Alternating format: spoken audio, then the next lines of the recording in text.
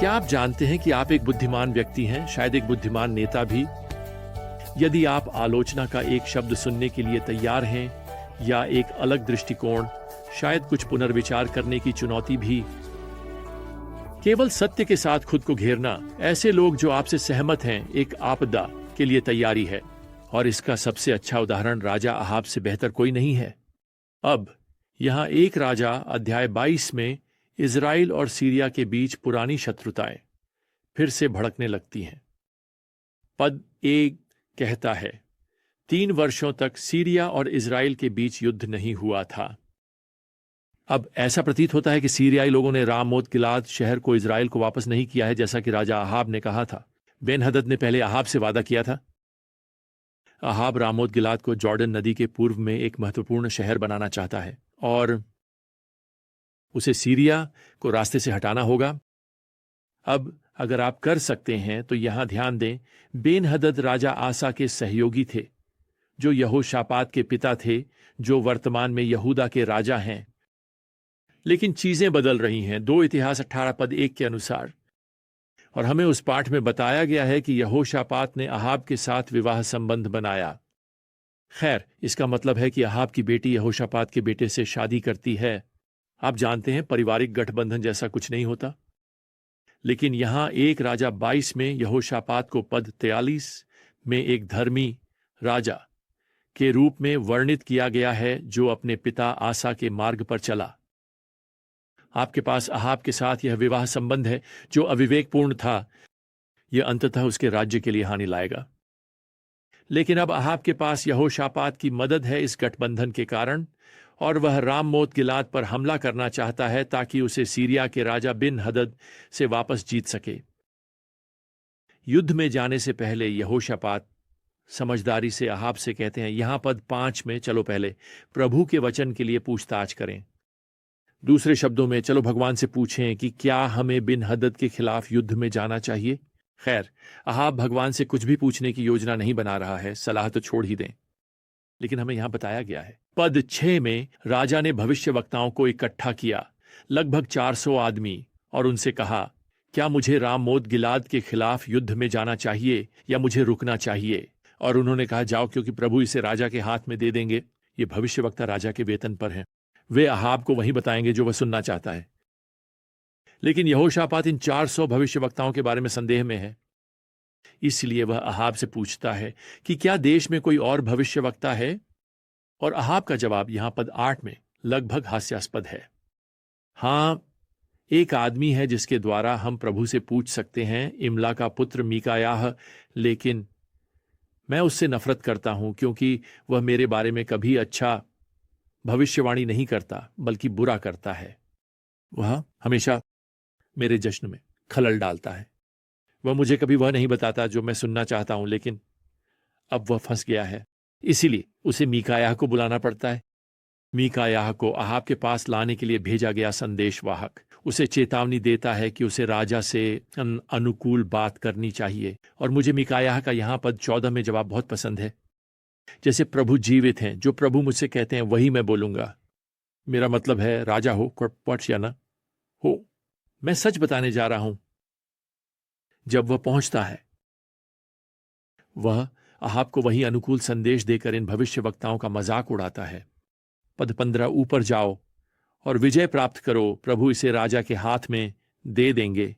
खैर, अहाब तुरंत मीकायाह की आवाज में व्यंग्य को पहचान लेता है और उससे सच बताने की मांग करता है। ओह, तो तुम चाहते हो कि मैं सच बोलूं और कोई ऐसा संदेश नहीं जो तुम्हें अच्छा लगे? ठीक है, तो ये लो।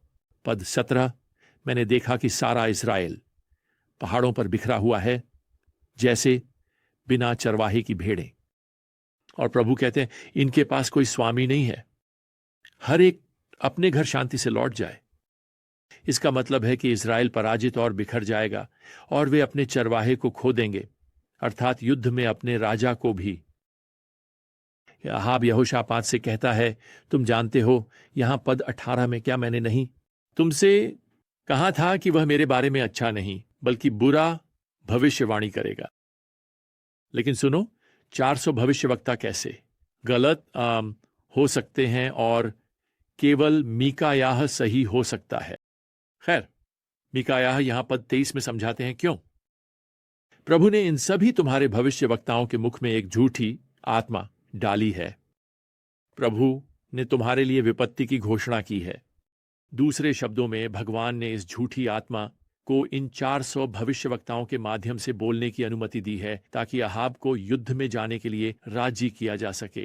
क्यों? ताकि अहाब के न्याय और मृत्यु के बारे में भगवान की योजनाएं पूरी हो सकें। खैर, अहाब ने मीकायाह को जेल में डाल दिया, ध्यान रहे, सच बोलने के लिए।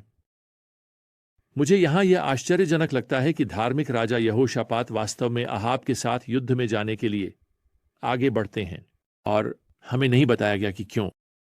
शायद ऐसा इसलिए था क्योंकि वह इस बिंदु पर अहाब की मदद करने के लिए प्रतिबद्ध महसूस कर रहे थे, जैसा कि उन्होंने वादा किया था। या शायद वह इस बात से आश्वस्त थे कि मीकायाह के वास्तव में अहाब के खिलाफ कोई व्यक्तिगत द्वेष था। हमें नहीं पता। लेकिन जब वे यहां युद्ध में जाते हैं तो अहाब खुद को छुपा लेता है ताकि सीरियाई सेना उसे निशाना न बना सके, और शुरुआत में योजना काम करती है। वास्तव में सीरियाई राजा यहोशापात को निशाना बनाते हैं और अब उसकी जान खतरे में है। लेकिन 2 इतिहास में समानांतर विवरण में अध्याय 18 पद 31 में हम पढ़ते हैं, प्रभु ने उनकी मदद की। भगवान ने उन्हें उससे दूर कर दिया। आप देख सकते हैं, इस युद्ध में वास्तव में भगवान सेनाओं का निर्देशन कर रहे हैं, और वह राजा यहोशापात की रक्षा कर रहे हैं, और वह राजा अहाब का न्याय करने वाले हैं। अब भले ही वह छुपा हुआ है, अहाब भगवान की इच्छा से नहीं भाग सकता, और हमें यहां पद 34 में बताया गया है, लेकिन एक सीरियाई सैनिक ने अपने धनुष को बिना सोचे समझे खींचा और इजराइल के राजा को मारा।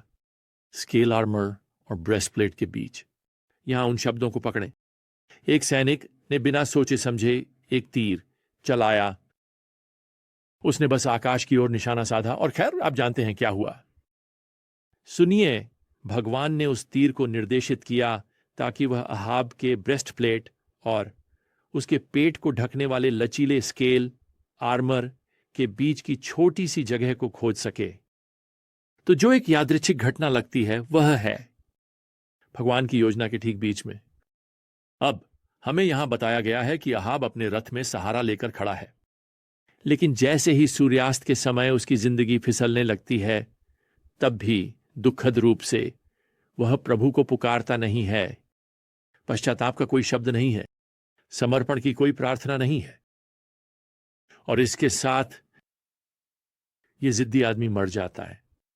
और जैसे कि प्रभु ने अपने भविष्यवक्ता एलियाह के माध्यम से भविष्यवाणी की थी, पद 28 अब दर्ज करता है, उन्होंने सामरिया के तालाब के पास रथ को धोया और कुत्तों ने उसका खून चाट लिया। अब इसमें समझौते के खतरे के बारे में एक चेतावनी है, और यहोशापात 2 अवसरों पर समझौता करता है ना। खैर, पहले हमने सीखा कि उसने इस युद्ध में अहाब के साथ शामिल हो गया, और उसे इसके लिए यहां 2 इतिहास 19 में भविष्यवक्ता यीशु द्वारा फटकारा जाएगा। लेकिन फिर से दूसरी बार यहां दर्ज है, यहोशापात फिर से समझौता करता है। वह अहाब के दुष्ट पुत्र अहाब के साथ एक जहाज निर्माण उद्यम शुरू करता है, और ये सभी जहाज नष्ट हो जाएंगे क्योंकि भगवान इस अधार्मिक व्यापार गठबंधन का न्याय करते हैं।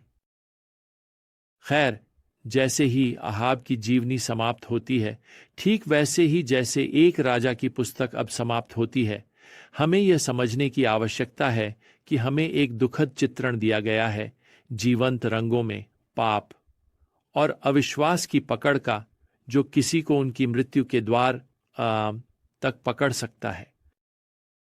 भविष्य वक्ता जो भगवान की अवहेलना करते हैं, जो अपने चारों ओर ऐसे लोगों को इकट्ठा करते हैं जो उन्हें वही बताते हैं जो वे सुनना चाहते हैं, वे बड़े खतरे में हैं, क्योंकि पाप हमें और भी अधिक मजबूती से पकड़ लेता है।